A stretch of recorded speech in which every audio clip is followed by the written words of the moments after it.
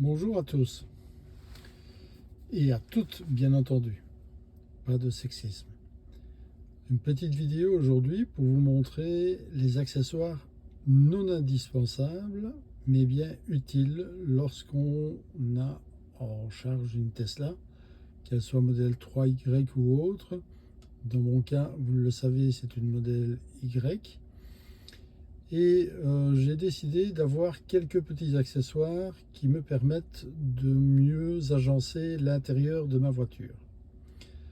Alors, vous n'êtes pas sans savoir que nous avons dans ce type de véhicule des accoudoirs, ou en tout cas un accoudoir avant, avec des rangements. Dans les rangements, ils sont très profonds et lorsqu'on y met quelque chose, c'est parfois pénible d'aller le retrouver, tellement la profondeur du rangement est importante. Donc je me suis dit, je vais aller chez Green, ou en tout cas sur leur site, voir ce qu'il est possible d'avoir comme rangement. Alors je vous montre ce que j'ai pris. J'ouvre l'accoudoir et j'ouvre le petit portique avant. Alors ici j'ai un petit range qui est pas mal, qui est très pratique, qui me permet de mettre la clé pour pouvoir rentrer chez moi.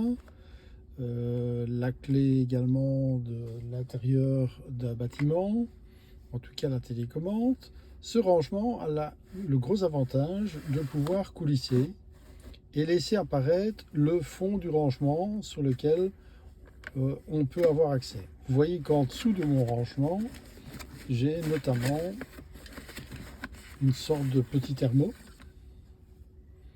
Vous voyez déjà le volume. Donc le volume qui est gardé en dessous du tiroir coulissant est assez important. Alors, vous voyez aussi que les ports USB-C sont toujours accessibles. Pour ma part, j'ai également ici un petit accessoire qui me permet de passer de l'USB-C à de l'USB normal que je peux en ficher, ce qui me permet de pouvoir avoir tous mes accessoires à disposition. Une deuxième chose qui est assez importante sur nos Tesla, c'est d'avoir, encore une fois chez Green, je l'ai pris, c'est d'avoir un petit tube qui permet de faire des corrections de peinture. Ça coûte pas grand chose, il faut juste avoir la bonne teinte, mais ça peut vous sauver si vous avez une toute petite griffure, que sais-je.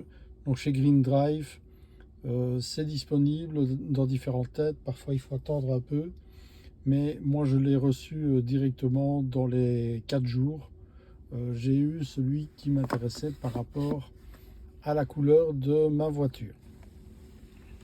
Je referme mon petit tiroir, je passe à celui qui est derrière. Et ici, il est un petit peu différent. S'il est toujours très pratique, et qu'il permet de ranger pas mal de choses, vous voyez que j'ai pu y ranger notamment des connecteurs qui permettent d'aller sur un allume-cigare. Parce qu'ici en dessous, vous avez un trou qui vous permet d'aller à la prise allume-cigare qui se trouve ici. Je ne sais pas si je vais arriver à vous le montrer. Mais ceci se range, ne permet pas d'avancer et de reculer, contrairement à l'autre. L'autre permettait d'être avancé, reculé. Ici pas, il faut l'enlever. Si vous voulez accéder complètement à la surface qui se trouve, au volume en tout cas qui se trouve ici dessous. Donc la prise ici 12 volts est disponible via le trou qui se trouve là-bas.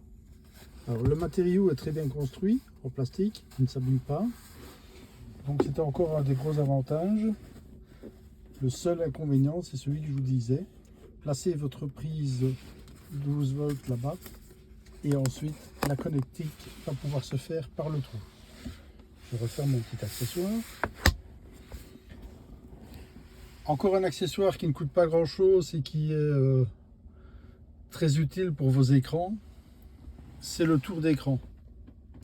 Donc ici c'est un tour souple qui vous permet de protéger l'entièreté de votre écran. Je sais que pour les possesseurs de Tesla Model 3 2024, ce n'est plus le même accessoire vu que l'écran est légèrement plus mince. Donc celui que vous trouverez, il faut bien faire attention à la date de production de votre véhicule. Pour le look intérieur, moi j'ai choisi des palettes avec du carbone. La seconde ici, toujours de chez Green. Un petit encart en carbone à placer là-bas, un à placer sur le volant là-bas et un à placer sur le volant là-bas. Alors s'ils sont d'excellente facture, s'ils s'ajustent parfaitement, moi je trouve qu'il y a un petit défaut que je vais essayer de vous montrer, c'est ici. Donc l'encart en carbone ne vient pas jusqu'au bout.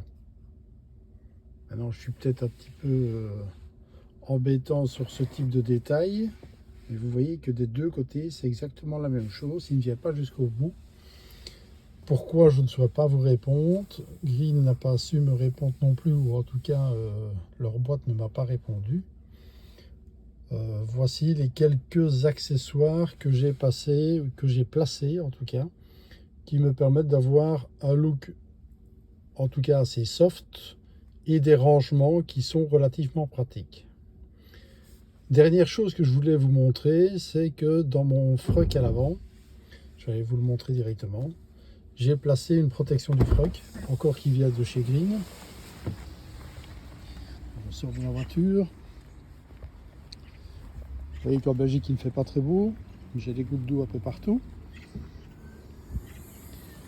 Et ici, en dessous de mon froc, voilà, vous voyez que j'ai